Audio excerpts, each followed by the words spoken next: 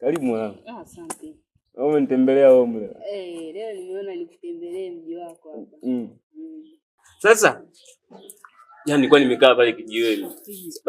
Akatokea Gasa. Na changamoto zake zile zile. Ananiambia aje? G4 unasambaza maneno mtaani. Omba hivi na hivi. Nikamwambia, Gasa, tutakuja tukorofishane. Hajakaa vizuri jamaa akaanza kunipiga piga. Nikamwambia, tutakuja tuchenjiane siku moja. Unajua nini? Kuna siku nilimfuata mwanangu. Nikamwambia kwamba, mbona siri zako unazificha kwa pane mwanangu?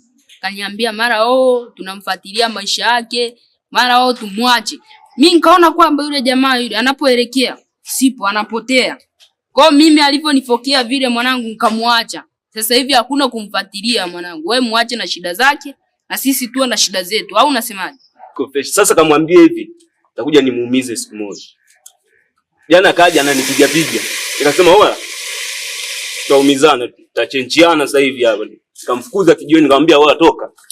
Toka kijiweni, asio anakanyaga kijiweni. Tena ukikutana naye mwambie asio anakanyaga kijiweni.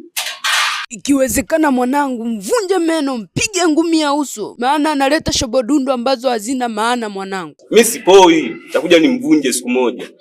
Jana ananipiga piga hivi, kidogo nimuinukie. Haina shida. Ngoja mimi niingie nyumbani bwana.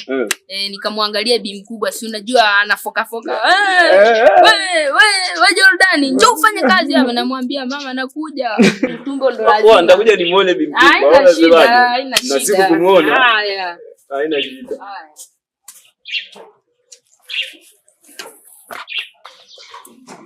Kadogo kanafikia hapa. Hani huwezi amini kabisa.